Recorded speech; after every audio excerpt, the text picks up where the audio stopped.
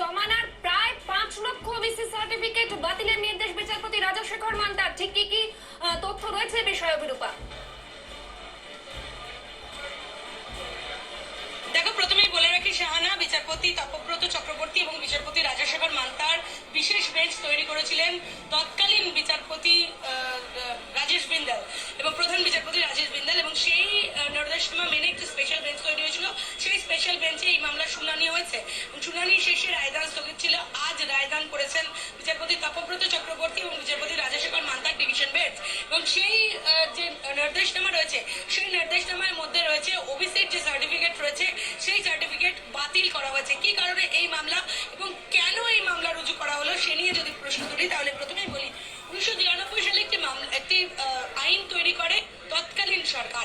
সেই সময় বলা হয়েছিল ওবিসি ক্যাটাগরি তৈরি করা হবে, কিন্তু সেটা ফলপ্রসূ হয়নি। কিন্তু সেই সময় যে আইনটা তৈরি হয়েছিল সেই আইনটা প্রণয়ন হয়ে গিয়েছিল। তারপরে 2011 সালে যখন তৃণমূল সরকারে এলো, তখন 2012 সালে নতুন করে আইন প্রণয়ন করা হলো।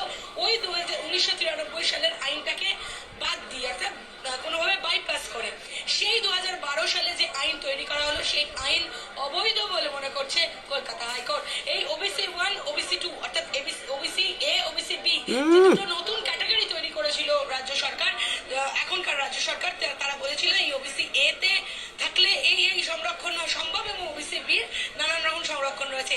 এই সংরক্ষণ স্টাইলটাই, এই সংরক্ষণের যে আইনটা সেটাই যে ভুল, এমনটাই নির্দেশ দিলেন বিচারপতি তপব্রত চক্রবর্তী এবং